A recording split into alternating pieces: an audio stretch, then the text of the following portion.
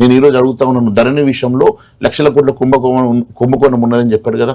మరి లక్షల కోట్ల రూపాయల కుంభకోణం ఉందని చెప్పి ధరణి మీద ఇయ్యేటి వరకు ఏ ఒక్క కేసును కూడా ప్రూవ్ చేయకుండా దానిని ఎందుకు గాలికి వదిలేసి దాని ప్లేస్ లో భూభారత తీసుకొచ్చి భూభారతి ఇచ్చి ఉన్న భూములన్నీ భూహారతి చేస్తా ఉన్నాడు కదా. మరి లక్షల కోట్ల రూపాయల అవినీతి ఏమైంది? ఈ రోజు మళ్ళీ భూభారతి తీసుకొచ్చి నువ్వేం చెప్పదలుచుకున్నావు, ఏం చేయదలుచుకున్నావు? అవే ల్యాండ్స్ ని రీసెటిల్మెంట్ చేసుకుంటా ఉన్నావా? అంతేకాదు, ఈరోజు భూభారతి పక్కన పెడతాం.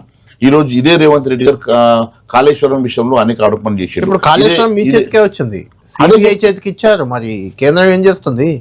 కళ్యాణ్ గారు ఏటీఎం గా మారింది అని అమిత్ షా లాంటి వాళ్ళు అన్నారు. ఈ రోజు కూడా చెప్తా ఉన్నాను, కాళేశ్వరం ఏటీఎం, కాళేశ్వరంలో కుంభకోణం, కాళేశ్వరంలో అవినీతే జరగలేదని మీ ఎంపీ ఈటెల రాజేందర్ స్వయంగా నా ఇంటర్వ్యూలో ఇక్కడే చెప్పారు. అందులో అవినీతి అనేది తప్పు అని.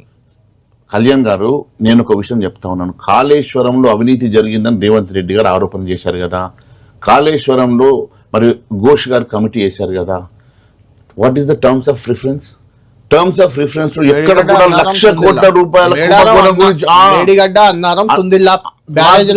మట్టుగా ఇచ్చిండు కదా. మరి 1,00,000 కోట్ల రూపాయల కుంభకోణం అని చెప్పిన రేవంత్ రెడ్డి కేవలం 9,000 కోట్ల కన్ఫైన్ అయ్యి ఓన్లీ అక్కడ ఉన్నటువంటి ఆ పిల్లర్స్ కి వచ్చిన క్రాక్ మీద మాట్లాడుతున్నావు, టెక్నికల్ ఇష్యూస్ మీద మాట్లాడిండు. టర్మ్స్ ఆఫ్ రిఫరెన్స్ లో ఎక్కడ కూడా కరప్షన్ అనే అంశం పెట్టకుండా ఈరోజు దాన్ని పీసీ ఘోష్కి ఇచ్చారు. అంటే పీసీ ఘోష్ పర్వ్యూ ఏంటంటే ఓన్లీ టెక్నికల్ గా మీరు చేయండి, కరప్షన్ కారణాలు ఏంటో తెలుసుకోండి తప్ప కరప్షన్ అనే అంశం మీద అక్కడ వారికి టర్మ్స్ ఆఫ్ రిఫరెన్స్ లో అవకాశం ఇవ్వలేదు. అదే టర్మ్స్ ఆఫ్ రిఫరెన్స్ ఈరోజు సిబిఐకి ఇచ్చారు. పీసీ ఘోష్ కమిటీని సిబిఐకి ఇచ్చాడు, కానీ మొత్తం 1,00,000 కోట్ల మీద అవినీతి మీద పీసీ ఘోష్ కమిటీ పై ఆల్రెడీ కోర్టులో ఉంది పెండింగ్, అది కూడా ఇవ్వలేదు. యాక్చువల్ గా ఎన్డీఏసీ రిపోర్టే ఇచ్చారు సిబిఐకి, ఎన్డీఏ రిపోర్ట్ ఇచ్చారు ఇప్పటి వరకు. మరి 1,00,000 కోట్ల కుంభకోణం మీద ఎందుకు ఇవ్వట్లేదండి?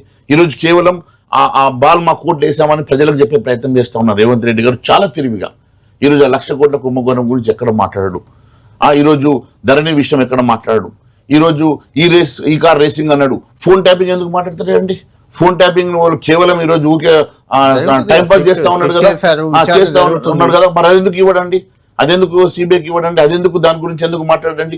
ఈరోజు కేవలం వీటిని ముందు పెట్టి అడ్డం పెట్టేసి ఎదుటి వాళ్ళని భయపెట్టి ఒక రకమైనటువంటి మైండ్ గేమ్ ఆడుతూ బ్లాక్ మెయిల్ చేసేటువంటి ప్రయత్నం చేస్తున్నాడు తప్ప ఎక్కడ కూడా రేవంత్ రెడ్డి గారికి చిత్తశుద్ధి లేదు.